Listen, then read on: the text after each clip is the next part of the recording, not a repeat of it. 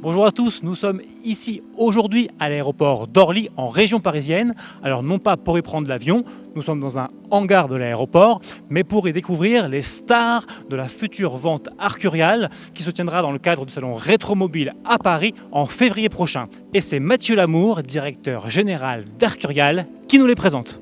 Alors aujourd'hui à Orly, nous vous présentons un certain nombre de stars de la vente parce qu'il y en a d'autres. Il y a encore des voitures assez extraordinaires que nous avons signées depuis l'organisation de cette journée. Et ici, nous vous présentons donc quelques joyaux. Nous vous présentons une Hispano Suiza H6B, magnifique carrosserie par Millon Guillet, un double phaéton sport absolument impressionnant. Derrière, nous avons présenté The Grey Collection, surnommée comme cela parce qu'elles appartiennent à un collectionneur parisien, un homme d'affaires parisien, qui n'aime que les voitures de ce gris-là très particulier. Et donc, toutes ces voitures sont repeintes dans ce gris-là. De très belles autos, pas des moindres, une Ferrari 250 Lusso, une Ferrari 275 GTC. C'est une voiture assez exceptionnelle qui est estimée celle-ci entre 2,2 millions et 2,6 millions. Également une Aston Martin DB4 série 5, une vintage, conduite à gauche et boîte manuelle. Une voiture dont il n'y a eu que quelques, je dirais, une vingtaine d'exemplaires au monde. Alors on pense toujours que James Bond conduisait une DB5. Non, le tout premier modèle qu'il a conduit, c'est bien une DB4 série 5, la sœur de celle-ci.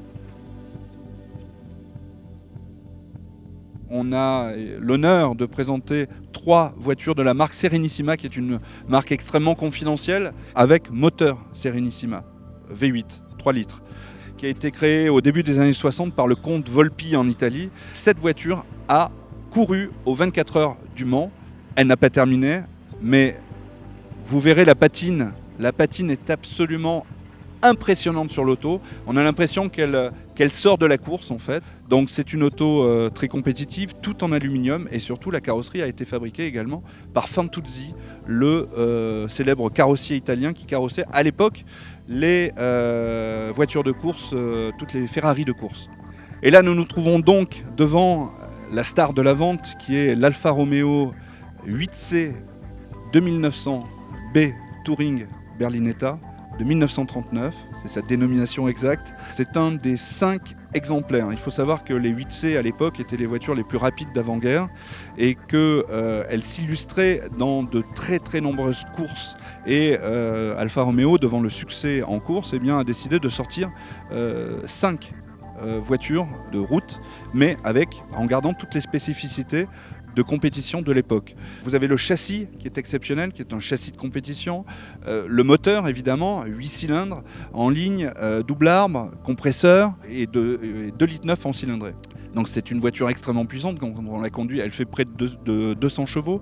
C'est une voiture qui atteint les 200 km/h. Et c'est une auto qui a une carrosserie absolument exceptionnelle, en aluminium évidemment, avec le principe de Touring Superleggera. À chaque fois que je la regarde, je la trouve absolument à tomber. Nous sommes dans l'exception automobile, dans le chef-d'œuvre de la construction automobile. On peut comparer ça à un Léonard de Vinci en peinture, par exemple. Son estimation est autour de 20 millions d'euros, entre 16 et 22 millions, disons. La vente Arcurial se déroulera en 3 temps. Le vendredi 8 février sera consacré aux voitures de collection, le samedi 9 aux motos et notamment à la marque MV Agusta, et le dimanche 10 sera lui dédié à la plus grande collection de casques et d'accessoires de Formule 1. En tout, ce sont ainsi plus de 1000 lots qu'Arcurial proposera à la vente dans le cadre de Rétromobile, le salon des voitures anciennes qui se tiendra du 6 au 10 février 2019 au parc des expositions de la Porte de Versailles à Paris.